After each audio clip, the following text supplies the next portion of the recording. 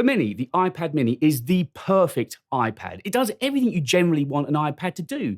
It's small, lightweight, portable, fast, and affordable. And the good news is, if you love your iPad mini, like I do, then it looks very likely that we're going to be getting a brand new version of it this year with a host of new features on, loads of things that you've been wanting. But there's one feature that I think you're going to want that I'm not convinced if we're going to see on this next version of the iPad mini. So I'm David, and this week we are talking iPad mini. I started to use my iPad a lot more at the start of this year. I think it was iPadOS that really changed everything for me. I wanted to lean into iPads and see how good they were. And because of the new iPadOS, it means now that we can generally get most of the things we need to get done on a day-to-day basis on our iPads.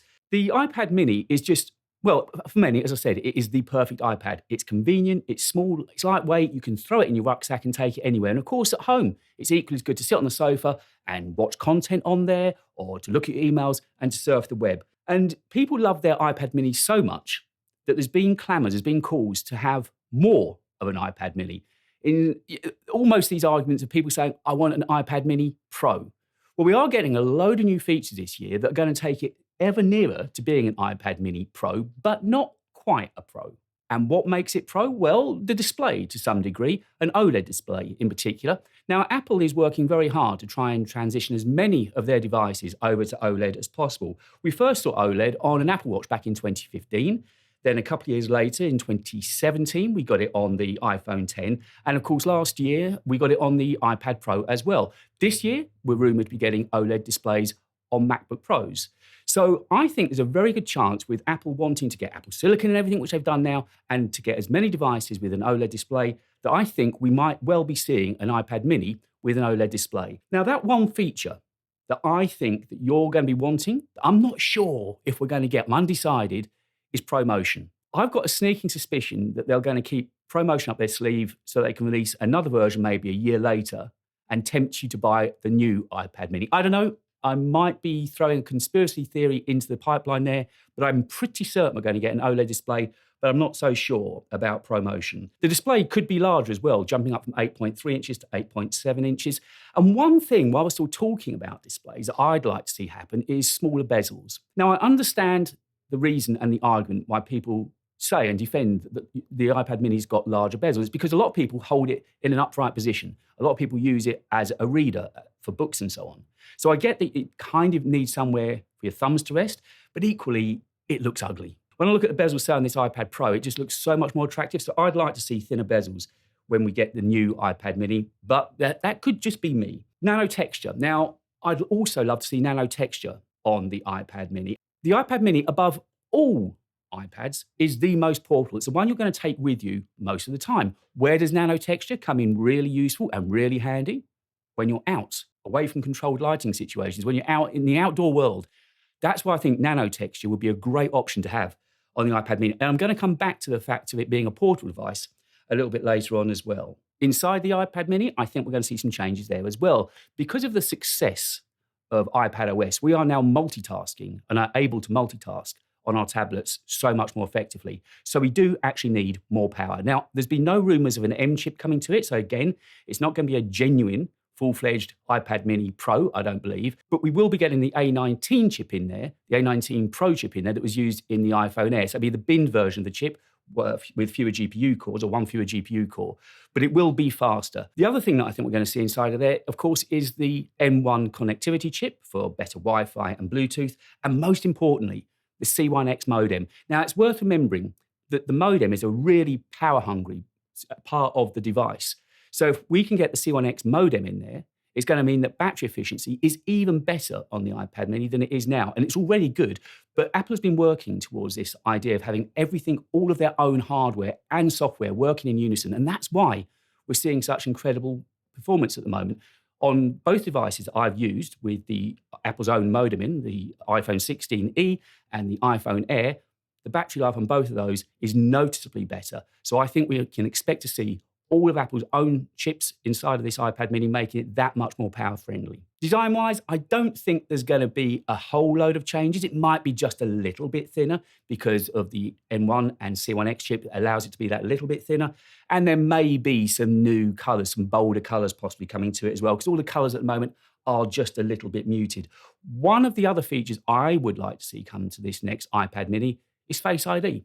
Touch ID just feels kind of slow and last gen now. I'd love to see that come as well. While they're freshening up and while they're making this device very nearly pro, I'd love to see Face ID come to it too. Next, I want to talk about water resistance. Do you realize that no device from Apple other than their phones has ever had any kind of water resistance rating? But I think it's coming to the iPad. And the iPad mini screams for it. It's every bit as portable and as prone to damage as an iPhone. Now, of course, the way that you improve water resistance is by having less points of ingress. At the moment on the iPad mini, we've got 4 speaker grills, which is a bit of a red herring because there are only 2 speakers on there.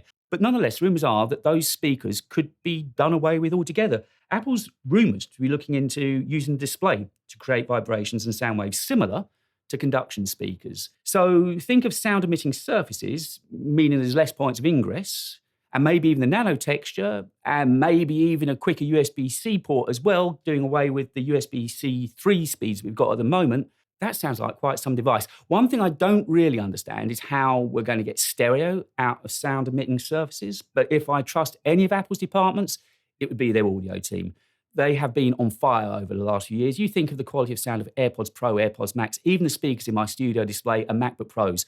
Their audio team is crack. I don't understand how it's going to work, but apparently that's what they're looking into, and it makes sense if they're looking to bring a better or some sort of water resistance to iPad. I just want to talk about the future of the iPad mini. Is it safe or is it in jeopardy? I bring that up because, of course, later this year, we're supposedly getting the iPhone Fold. Now, when you think about it, it's very similar in size and format. It's going to have, we're hearing, a 7.8-inch screen. It might, yes, have the A20 chip and be a bit faster, but equally, it's going to cost £2,500. That's what we're hearing. That's a lot of money. That's a lot of iPad minis. So I think with the iPhone Fold coming out, and if people want that kind of size display, they're going to take a look at the iPhone Fold, which will still have a crease in it. Yes, I know Apple have been delaying their first foldable phone to try and get as smooth a display as possible, but I would imagine physics must exist and there still be some crease in there. And it's the first iteration of the iPhone Fold, so it won't necessarily be perfect. Whereas with the iPad mini, we know what we're getting. With a few of these small improvements that I've been going through in this video, we could have a hell of a tablet on our hands. So perversely, even though on the face of it, the iPhone Fold looks like it's very similar kind of demographics that would be looking to buy it, I think the price alone is what means that the future of the iPad mini is secure.